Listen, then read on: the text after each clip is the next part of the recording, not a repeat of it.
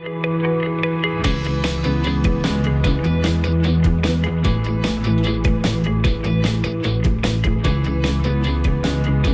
guys, what's up? Welcome to another Pastor's Perspective episode. I'm your host, Brian Perez. It is Wednesday afternoon, and we are here live in the studio. Well, I'm here live in the studio.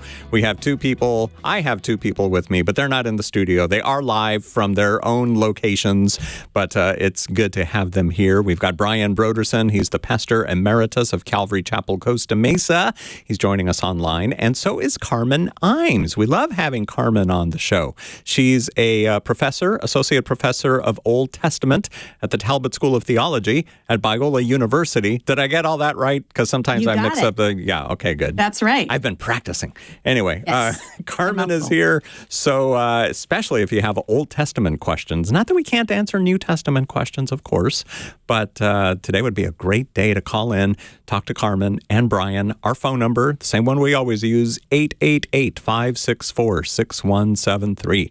You can also watch us live streaming on Facebook, YouTube, and Instagram. You can send in your questions online as well, but we likely won't see those today, but you can send them to us anyway. We'll have them available for a future show.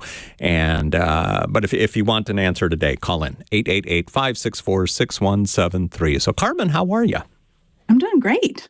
It's been a few weeks. Here again. Yeah, good to have you here. Brian, how are you? Yeah, I'm doing all right. Just spent my day packing boxes and loading up a U-Haul pod and picking up a car that was repaired. And busy day. Took a nice walk this morning and listened to a great Undeceptions podcast where John Dixon was interviewing John Lennox, and well, that was a highlight for the day. It was so good. Oh, I loved it. Nice. That is I was on his podcast a few months ago. You know what? I heard it. Yes. That's great. Yes. Yeah, it was fun. We were going to do it in person, and then his travel schedule changed. He was coming to Southern California, but we ended up having to just do it online, which was fine. Yeah. And Carmen, we haven't actually seen each other since June when you spoke at the conference. And I did. In case you didn't hear, boy, people just absolutely loved your message. Good. Yeah, lots and lots of comments. And, even a few people that kind of struggle with a woman up there preaching had to admit that you delivered the goods, so they didn't have much to complain about. So okay, I'm glad to hear that. Yeah. Thanks for that invitation. It was great to be with you. Yeah, it was so good to have you. It's always good to not get complaints, isn't it? Well, we get some of those too. Every now and then. Just by existing. Yeah, that's true. 888-564-6173 is the number to call us today. And we'll start with some questions that were submitted online previously. Here's one that we started answering yesterday, and it's because it's so involved. We decided we're not going to answer the whole thing in one show. So maybe we'll take a couple of these questions. So here's the backstory. The person who submitted this question is Carol. She's in Paris, California, listens to us on K-Wave, and she told us about a YouTube video featuring a gentleman who used to be a pastor, and now he says he's deconstructing. Carol says it would be so great if Pastor's Perspective could respond to each of these 10 passages that this guy says are causing him to deconstruct. He used to be a pastor, and he's saying, you know what, I can't answer for these passages anymore, so I've just walked away from the faith. So Carol says it'd be great if we could respond because there's probably other people who are struggling with this. Shouldn't all Christians be able to respond to these passages by reading other scripture passages perhaps instead of just saying, well, God is just and he'll figure it all out in the end? Yesterday we answered questions about the man who was killed for gathering sticks on the Sabbath. That's in Numbers 15. And also Uzzah getting killed for touching the Ark of the Covenant. So today, we're going to talk about the Bible's rules for slavery, which we read about in Leviticus 25 and Exodus 21. And maybe we'll get to another one of the questions as well. But Carmen, we'll start with you as an associate professor of Old Testament at Talbot. What are we make of these passages, Leviticus 25, Exodus 21? Seems like, people say, see, the Bible supports slavery. Brian, before Carmen answers, let me say that you remember yesterday as we were looking at the list of questions, you said, well, tomorrow Carmen's going to be on, so it's going to be great to ask her these Old Testament questions. I did. So here we are. Here we are. A question from Exodus, none the less. Yes. So, and this is a question I get a lot because it's in Exodus, but also just because it's in the Old Testament. And I did a show with Sean McDowell. We did a podcast about this question, a longer one. And it's interesting to me how many people are incensed about Exodus 21, and we'll get to Leviticus 25 as well. I think the first thing I would say is remind people that when you read the Bible, it's a cross-cultural experience. We are going way back in time to a different culture, and we cannot read these commands as though they were written to us in the modern world. They are not dealing with the same cultural realities that we are dealing with. So we need to read them in their cultural, historical context.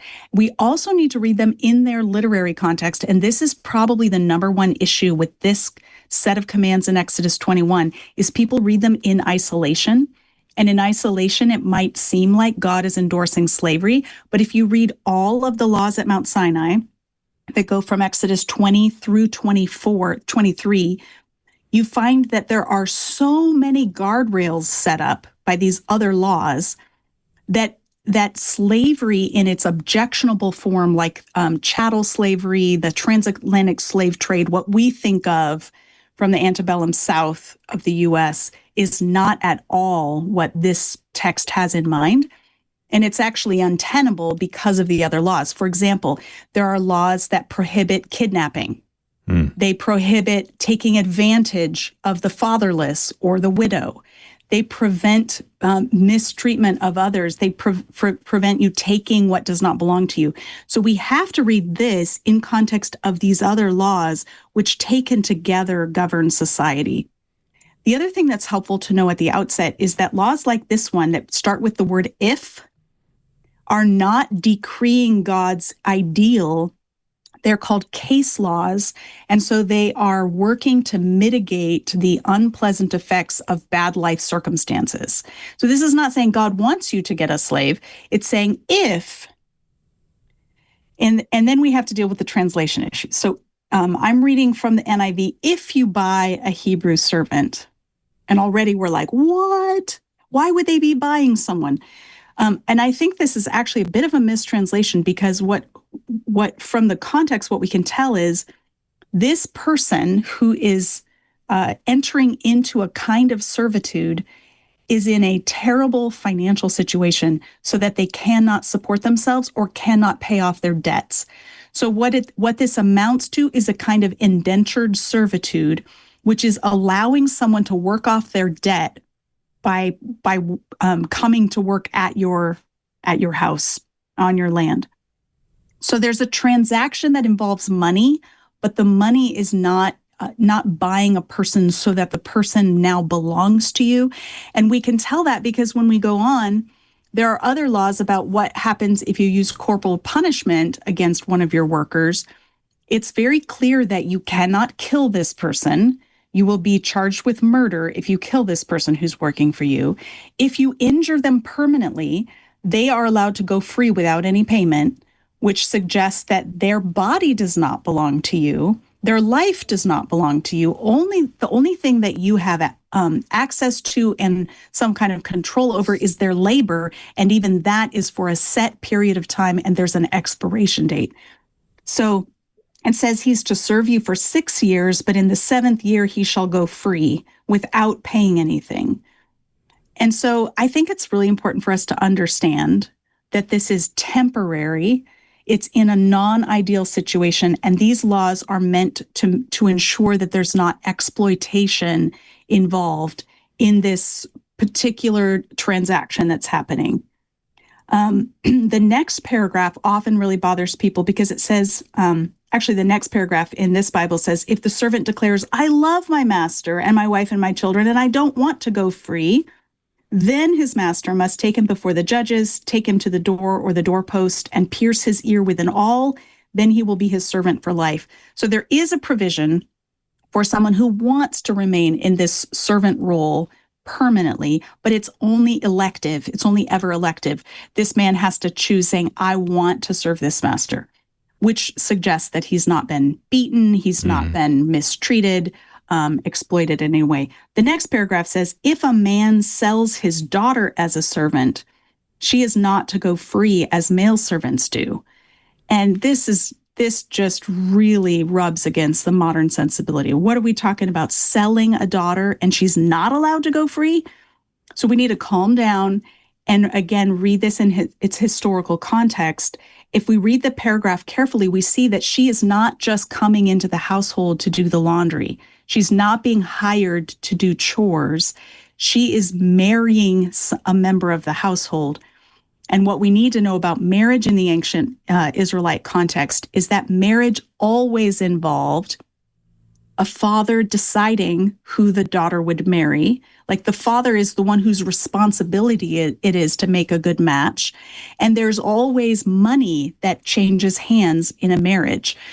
There's a bride price going one direction and a dowry going the other direction. And this is a kind of financial safety net to make sure that this marriage is viable and that if it doesn't work out, that there's this safety net in place that the woman can fall back on. So it's unfortunate that the translation says if he sells his daughter as a servant, because what we find out is she's not just doing the dishes. She is, the master has selected her for himself or for his son. And if a woman is coming into the household as out of some impoverished circumstances where perhaps the father of this woman is not able to send a dowry with her, so she's extra vulnerable. So the bride price goes to him, but she's coming without a dowry. Then there are extra safeguards put in place. The man she marries is not allowed to just turn her out on the street because marriage is never meant to be temporary. So when we slow down and we read it with these cultural considerations in mind, to me, it's reassuring that God is not endorsing slavery. He's actually providing a limited set of circumstances to help respond to debts that cannot be paid or poverty that otherwise people would be just starving to death, right? So here's a way of paying off your debt, and there's guardrails to make sure that you're not taken advantage of. Brian, care to chime in? Well, that was really good. And I think it was pretty thorough. I do think just, of course, I've had this question. I've addressed it. I've actually, taught from Scripture on the topic of slavery and looked at it from the context of the Scriptures, both Old and New Testament, and then kind of did a comparison with the transatlantic trade, slave trade, and so forth. So, but I do think just one simple thing, and Carmen touched on it slightly. There's nowhere in Scripture where it's not like God commanded people to get slaves. No. Okay, now this is part of my program for living. Get yourself some slaves. So slavery was the result of fallen, sinful humans.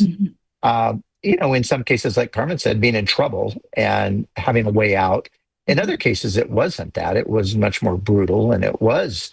They did kidnap, and they did do things like happened with the transatlantic slave trade. And I think we have to start interjecting the Islamic slave trade, which is far exceeded in any kind of severity, even, what was happening in the, 1800s and 1600s and so forth. Anyway, so yeah, just a reminder that you're not going to find any place in Scripture where God says, go get yourself some slaves. This is part of my good plan for people. So, And I should probably touch on Leviticus 25 as well, because people will often say, okay, fine. You've explained away Exodus 21, but what about Leviticus 25? Because there it says that you are allowed to acquire foreigners as permanent servants. Why would that be allowed? And I think for this, we need to understand that Israel's economy was land-based. They're an agrarian society. And the land of Canaan was divided up and allotted to the 12 tribes of Israel. There was no unallotted land that was just laying around ready to be claimed. So if a foreigner wanted to become part of the people of Israel, they wanted to come in and live in the land, they would be landless. And it's not like there's a Walmart on every corner where you can just go buy your groceries. You have to grow food if you want to survive the year. And so if someone doesn't have land, they will die. And so the reason why the Israelites are allowed to permanently have a foreign servant as part of their household is because there's no other way for a foreigner to live in the land of Canaan because the land allotments are already taken. So the only way to survive is to attach yourself permanently to an Israelite household. And that's why it talks about, if you will, bequeathing this person from father to son, so that when the father dies, the person is still part of the household. This is not because that person is a piece of property and like it's an inheritance. I think what's really happening here, and I'm concluding this not just because I want it to be better, but because I want to read this along with all of the other laws and all the other things in the chapter. And so that person is allowed to stay as part of the family. The idea is don't put them out on the street because they're going to have nowhere to go. And it's worth noting that in Leviticus chapter 25, the treatment of foreigners is the gold standard for how to treat one of your fellow Israelites if they fall on hard times. It says in verse 35, if any of your own people become poor and are unable to support themselves among you, help them as you would a foreigner and stranger, so they can continue to live among you. So this is clearly not taking foreigners and then extracting labor from them and being cruel, because if it was, you couldn't say something like that. You know, if one of your extended family members falls on hard times, treat them like you would a foreigner. This is not saying, crack the whip. This is saying to extend hospitality to them and share the resources that you have so they can survive. Because of the bad connotations of words like slave and servant, is there a better word, maybe in newer Bible translations? Do they use a different word to maybe, because again, people get triggered by that word when they don't understand, like what you just said, and you explained it perfectly. I'm hoping that people will go back when this is available as a podcast and listen to it again and take notes and everything else, because what Carmen Imes just shared, very interesting, very true. And by the way, we rebroadcast Pastor's Perspective now at 8 in the evening, as well as 3 in the morning the next day. So you guys can tune in again tonight. But anyway, what would you say, Carmen? I would say servant is better than slave, just because slave has those negative connotations that you mentioned. I tend to like to say indentured servant, just so that we can tell, like, this is a person who's paying off a debt. And so it's a limited shelf life for this servitude, if you will. But there might be a better word. Brian, do you have any ideas? No, but I do like the indentured. I like that, adding that, because it gives some definition, clarifies the because context. I think almost everybody only has a concept of slavery from more recent times, back again in the the 1700s or that period. Yeah. And so I think that's the lens through which they see all of these statements. And we know that there was severe cruelty, and all kinds of horrible things happened. Yes. And there was severe cruelty and horrible things happening in Old Testament times as well. And I think it's so important for us to separate between what the Bible describes and what it prescribes. And in this case, God never says to get slaves or mistreat them. He instead, actually, if you read the book of Amos, you can see the way he judges the nations. In the first 2 chapters, he judges the nations around Israel for engaging in cruelty in slave trading. Like, why did you sell your brother into slavery? And that is the basis for his judgment. And they don't even have the laws from Mount Sinai. This is just obvious that you shouldn't be treating people like this. Yeah, right. Yeah, and I think too, one last thing is you have, you know, and you know this very well, Carmen, the ancient world, the surrounding nations didn't have this kind of benevolence necessarily towards slaves. So God was creating a whole new way of navigating, people who were enslaved or servants. I like the word servant too. And I mean, the apostles, you think of them, they always refer to themselves as the servants of the Lord. Yeah. And Yes. yeah. And the book of slave. Exodus, you have people going who were enslaved to Pharaoh, and then they go and serve Yahweh, but it's actually the same word. They're servants of Pharaoh and they become servants of Yahweh. And the difference in what their experience is under these two different masters are the type of master they have. So you could say they're enslaved to Yahweh, but he's providing for them and he's generous and he's making sure that it's a community where everyone can flourish.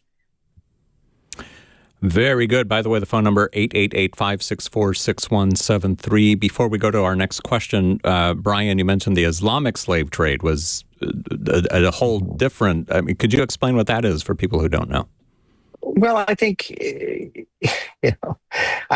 I'm glad to see that people are bringing that up. So Islam began, of course, in Arabia with Muhammad. Initially, they were just a small group with no real, power, influence, or sway.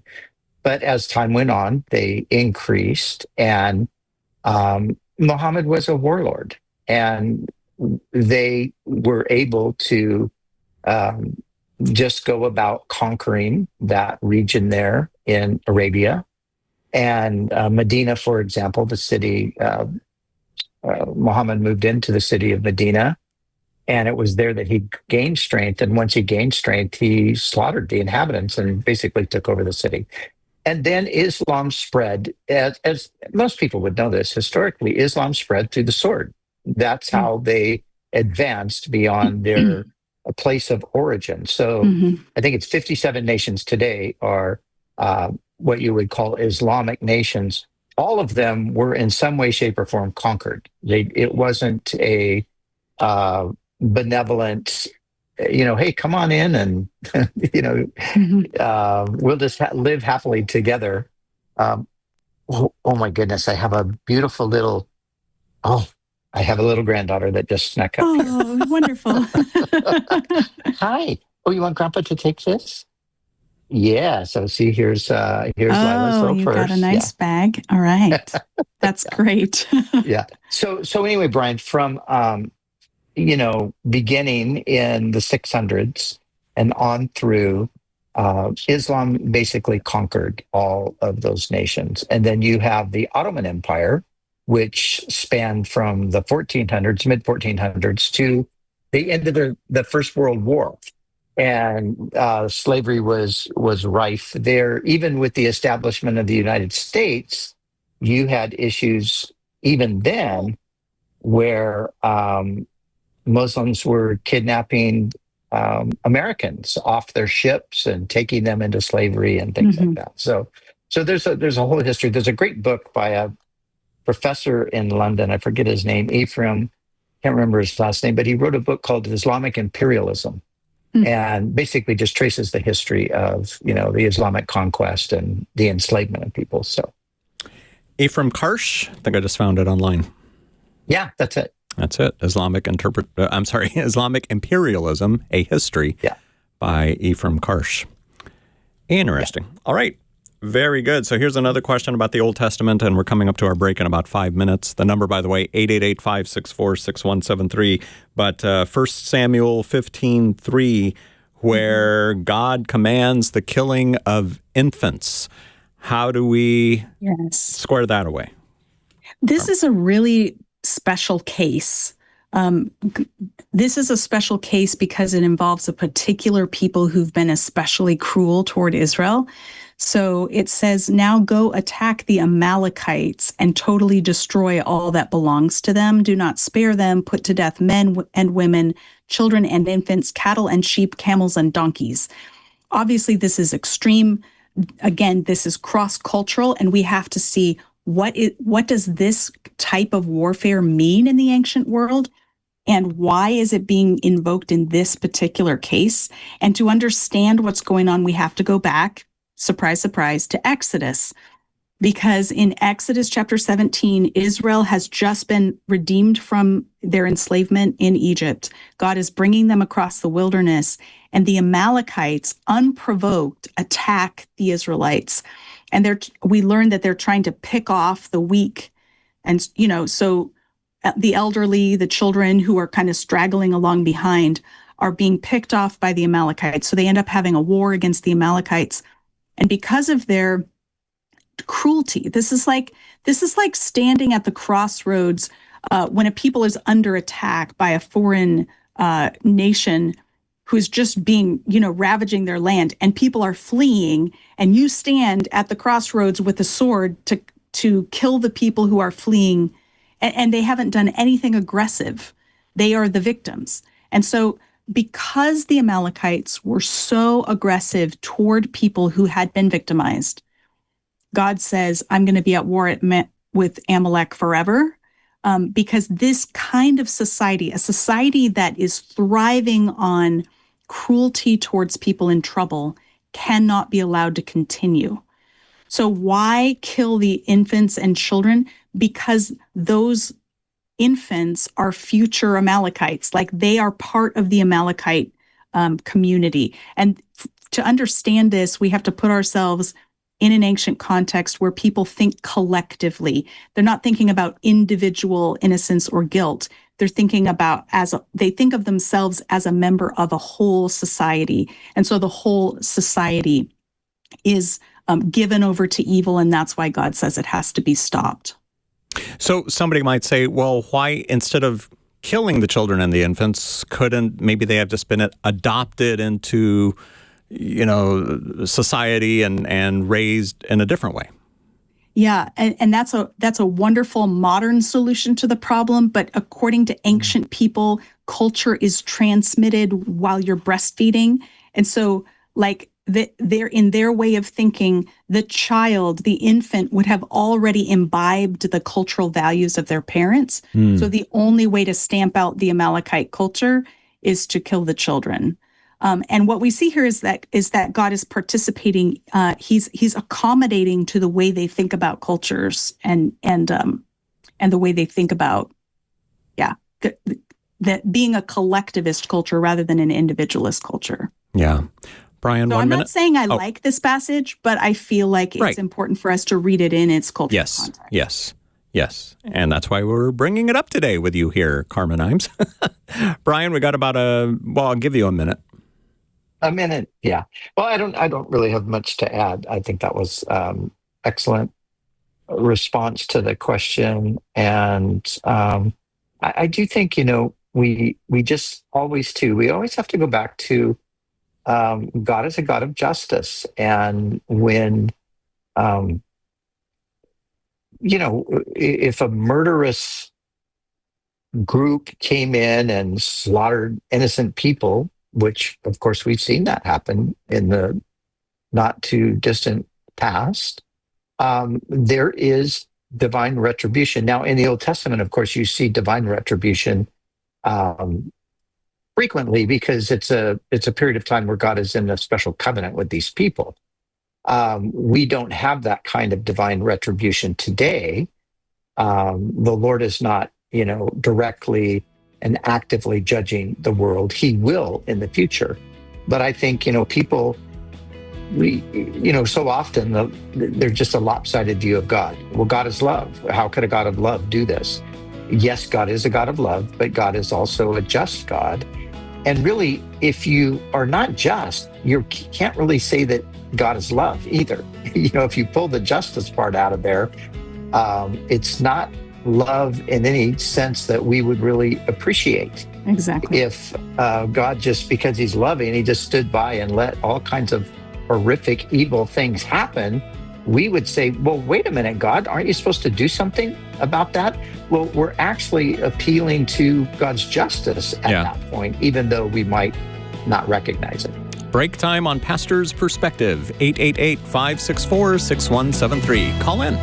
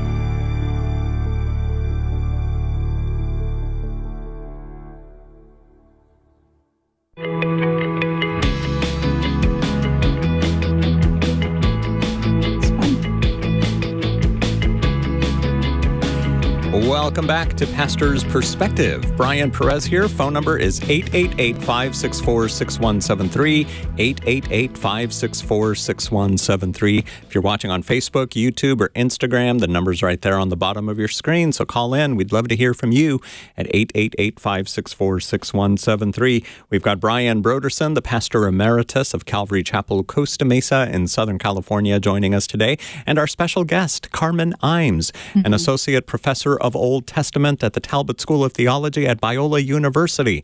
I did it all in one breath this time, too. You did it. You did it. And it looks like, Brian, it looks to me like there's another question that's coming in about Exodus 21. Yes. It would be a follow-up to what we were just talking about. Yes, so let's go right to it. Santiago in Gardena, who watches us on YouTube. Thank you, Santiago, for watching on YouTube. By the way, you guys who are on YouTube, don't forget to like today's video and subscribe to our channel. It gets more people engaged in what we're doing. And that reminds me, Carmen has a YouTube channel too. You're still doing the Torah Tuesday, aren't you? I am. I'm plugging away through Exodus, and we're up to chapter 29.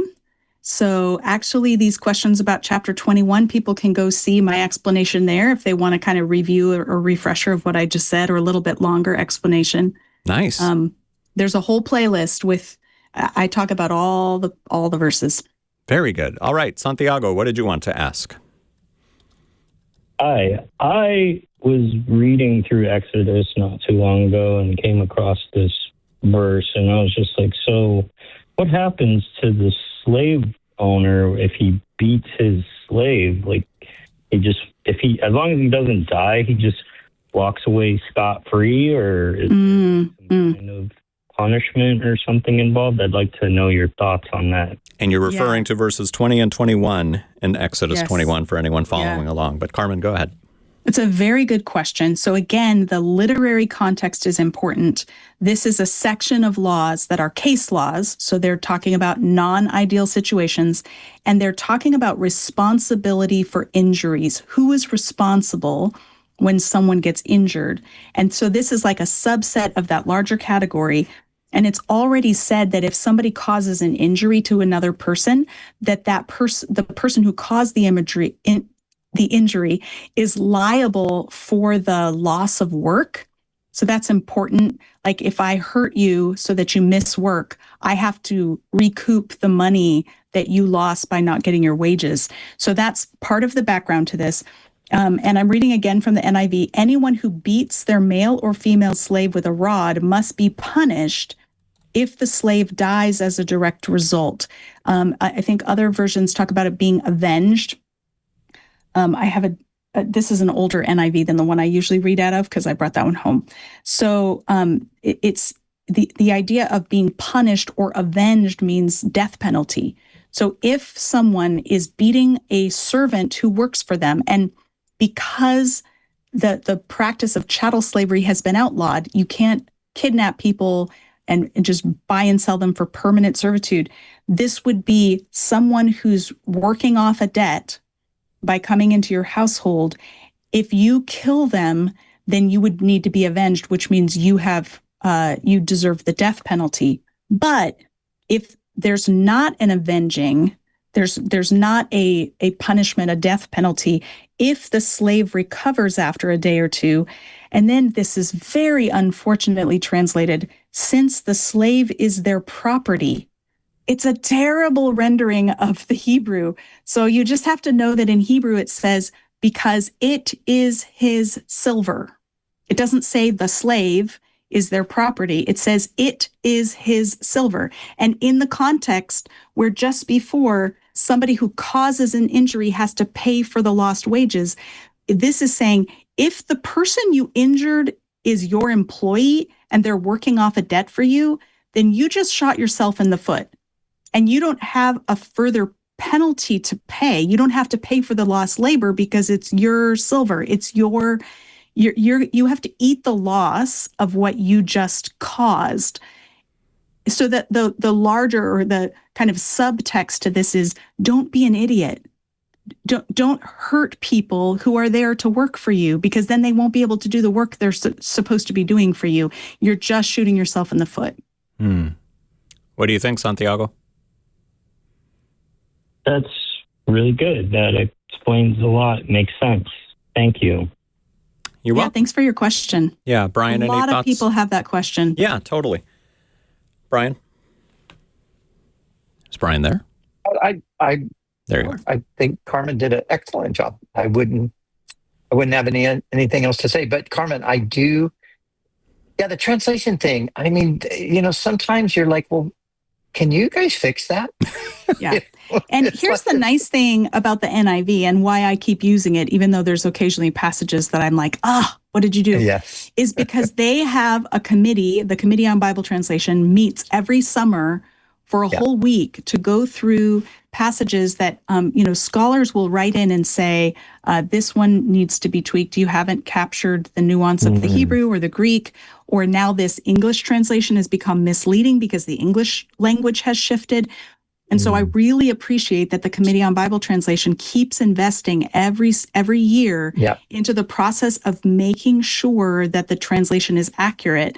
And then every couple of decades, every decade or so, they release a new edition that makes improvements to the text, not because they're trying to wiggle out of what it says, but because they're trying to more accurately communicate it. Yeah. Yeah. Now I heard, maybe you heard this too, that they are in the process of probably putting out a new NIV. So 2011 is the version that you have. And I use that as well. But yes, and I was so excited because I've got my own little pet peeves, my own little things where they're like, okay, why did you translate that way? You need to go back and fix that. And they've been hard at work. They have a great team of scholars that I really respect who are working on it. And I had not heard that news, Brian. So now I'm actually slightly miffed because I've spent my summer transferring my notes from my old NIV 2011 to my newer Not Falling Apart NIV 2011. And I might have to transfer all the notes to another Bible. Well, I could be wrong, but I did hear that. I'm guessing you're right. It seemed like it was a reliable source. And I'm super excited about it because another thing I heard about it, which is interesting, is that, of course, the critical text is the basis for the NIV. but I've heard that they've just decided to bring in the received text and kind of just draw from all of it. And I thought, wow, that sounds really exciting. Oh, you want to sit with Grandpa? Do you want to see? Oh, look who's here. Starting them young. That's Yeah, we've been hanging out all day. We had breakfast together. And fantastic. yeah, so you want to get down? Okay, give me a kiss. Goodbye. Goodbye. I'm having See you later. flashbacks to that COVID news conference, COVID era news conference where the guy was on live television and his daughter came into the room and he totally freaked out. It was not a good parenting moment. Yeah, that's right. Okay, now oh my goodness. Can you guys see this? Now look, here's another child. Has to get in on the action. We have a pet. That one's got 4 legs. That one's got 4 legs and a very big tongue. Yes. This is Luther. He's just, has to get in on the action. Of course. How fun. All right. The bulldog. Santiago, thank you for your phone call today here on Pastor's Perspective. Wait, what? When I said bulldog and Siri decided to talk to me about bulldogs. I thought I heard another voice out there. I was like, what? All right. Diana in Torrance, listening on the K-Wave app. Hello. What is your question for Brian and Carmen? Yes, I'm attending a funeral tomorrow, and they asked my husband to be a pallbearer, and he wants to know if it's okay if he wears the Jewish yarmulke out of respect for his friend, for our friend. All right. Brian, what would you say? Oh, I would say absolutely. Why would that not be allowed? Of course, you could do that. Yeah. I a think Jewish yarmulke is just it's a way of Jews wear it to show like a reverence or respect for God, and I think that you would do the same thing and also show a respect for them. Yeah, I agree. I think I love your son's question because it shows that he's thinking about being respectful in that context. And I'm sorry for your loss. Thank you. So it's okay, Diana. Thank you so much for calling in today. 888-564-6173 is our number. Look, we have another question about Exodus. It's the Exodus edition of Pastor's Perspective. This one was sent in through Instagram. It is from Yvette, who says, my question today is from chapter 32 in Exodus. Now, Carmen, you just got done with chapter 29, so I guess this will help you with when you get to chapter 32. My commentary is actually done, so I've written on all of them. I just haven't released all the videos yet. Perfect. Let's see. Aaron melts gold and makes it into the shape of a calf, and then builds an altar in front of the calf for the people. At that point in time, did Aaron lose faith and become evil? Was his name erased with everyone else who had sinned against the Lord? And then my other question, the Lord had his mind made up that he was going to blaze against the people with his fierce anger, but Moses was able to change his mind about the terrible disaster. Is that possible? Like the more we talk to God or pray, that we can change his mind? Carmen. 2 fantastic questions from Yvette. I can feel her angst over watching Aaron make this preposterously terrible decision to build an idol at the foot of the very mountain where Yahweh has revealed himself to his people and told them not to do such things. And they all agreed. They said repeatedly, everything Yahweh has said we will do. So Aaron clearly transgresses the covenant in this moment. He clearly is going against the will of God. And so in one sense, he lost faith. But I don't think this is like some kind of existential, like he used to be a member of the covenant and now he's not anymore. This is a colossal failure, and it was a bad decision. But this doesn't mean that he's written altogether out of the covenant. And this is part of the mystery of the chapter. I don't really understand God's grace for Aaron in this case because he's leading the people, so he should be held to a higher standard. That's usually how this works. But what we know is that going forward, Aaron is still alive, and he still serves as high priest of the people. So we're seeing just an abundant outpouring of God's mercy on Aaron. And maybe that's for the people's sake, because they would suffer without his leadership. I don't know. So the question about his name being erased along with everyone who sinned against the Lord, I don't have access to that book where the names are, but we know that Aaron continues to serve as priest, and so that suggests to me that he hasn't been written out of the covenant. We don't read about any kind of repentance on his part, but I assume there must have been in order for this to be the result. Brian, do you want to add to that before we go to the second question? No, I would just say, let's remember that Aaron was forbidden to enter the promised land because of that very sin. And he basically, you could say in some sense, perhaps died prematurely. But Moses had a similar thing over a different issue. He did. So I do think when I was a kid, I interpreted not being able to go to the promised land as that they had lost their salvation. Mm-hmm. And I don't feel that that's the case anymore. They are missing out on some of the covenant blessings, but that doesn't mean that they've been written out entirely. Mm-hmm. Yeah, right. And is it in that? Is that where the Levites draw their swords and slay 3,000 that day? That's where that happens. Yeah. And so you wonder, in some ways, like you said, Carmen, it's a little bit perplexing about Aaron. Well, why was he spared? But it almost seems like Aaron was, he was fearful, and he said he was fearful. The people, he kind of said they sort of forced me to do this, and. It was a mutiny. I had no choice. Yeah, I mean, in some ways, I think he was probably telling the truth about that, but nevertheless, he was still on the hook. So, I think that the second question is fascinating, and this is about Moses being able to change God's mind. Yes. And so you just mentioned, Brian, that there was a slaughter of people who had participated in what was probably a kind of orgy around this calf. There's sexual overtones to the description of what happened. Right. So Moses intercedes, and God decides not to wipe out the entire nation and start over, but there are consequences for those who directly participated. So God's mercy for the whole nation does not remove the sense of responsibility for those who participated. And again, this is where I am a little puzzled or baffled by why Aaron doesn't receive the consequences, and I assume he must have repented. But yes, the mystery is Moses is able to quote unquote change God's mind. And there's different ways that theologians have tried to make sense of this over the centuries.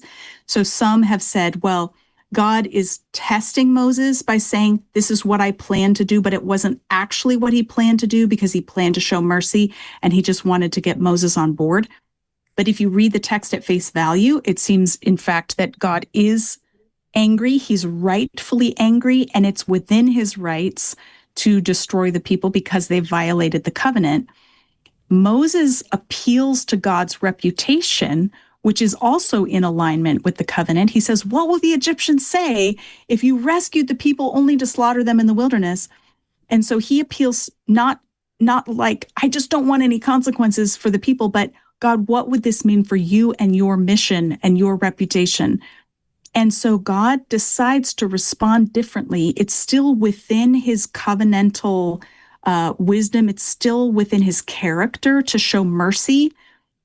And this really does raise the bar on our prayer life, that we could pray and it would have an impact on what God decides to do.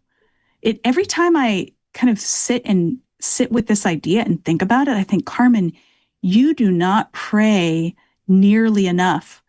And you don't even take it half as seriously as you need to if this is really what prayer accomplishes.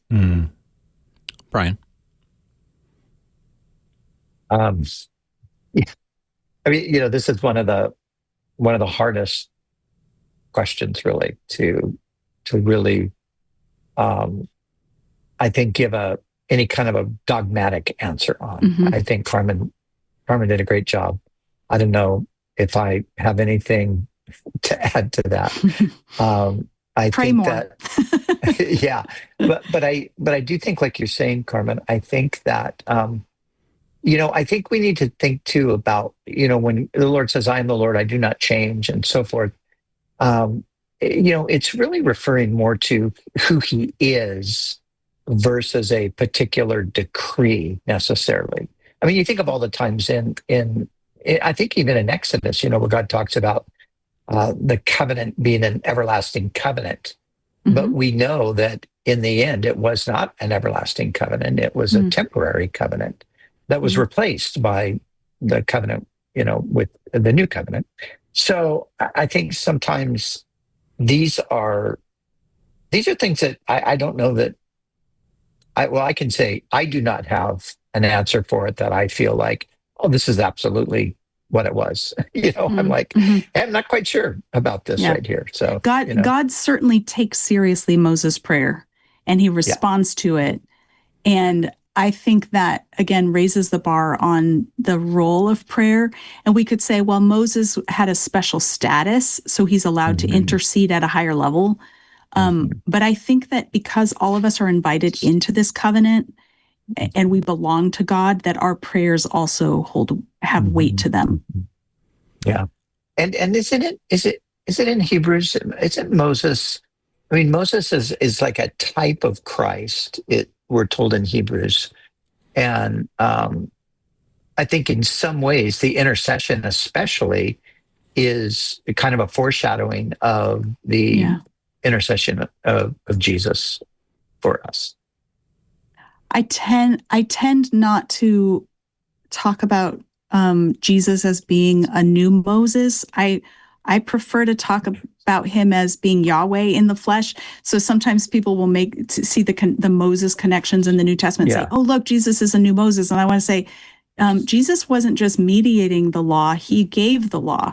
Like when he's on the Sermon on the Mount, he's saying, I tell you. He's speaking on his own authority rather than delivering someone else's message. So I do see lots of connections between the ministry of Moses and the ministry of Jesus, but it's an unmediated. Yeah. And I'm thinking of the Hebrews passage, where it refers to Moses, who was a faithful servant in his house. Yeah. But Jesus is Lord of God's house. As a son, he's Lord over the house. Yes. That's right. Yeah. So when we pray, which, as we just heard, we need to pray more, we need to pray fervently, we need to just pray these courageous prayers like we read Elijah did. And Max Lucado just came out with a book on that. It's a really good book. But should we pray as realists, you would think, where, God, I'd like you to do this, that, whatever, and then, but it's probably not going to happen. So I'm just going to, I'll pray it. But what should our mindset be in prayer? Well, I wouldn't start with this probably isn't going to happen. Right. Yeah. Yeah. That's me of little faith. I wouldn't end with that either. Yeah. Praying in faith that God has, I think part of what's beautiful about prayer is that it's an expression of faith that the one we're talking to actually has the power to change this. And we believe he's good and powerful, and so he can and could do something. But I think we also need to hold in that intention with recognizing we don't get to call the shots. We don't get to tell God what to do. And it's he is free to do or not do what we ask. Mm-hmm. So I don't think we should be presumptuous in our prayers. I love the moment in the book of Daniel where Shadrach, Meshach, and Abednego are about to be thrown into the fiery furnace. And they tell the king, our God whom we serve is able to rescue us. But even if he does not, we won't bow down to your statue. And I love that line, even if he does not, because their faith did not depend on a certain outcome to their prayers. They believed that God was worthy of their allegiance either way. Yeah. Brian? Yeah.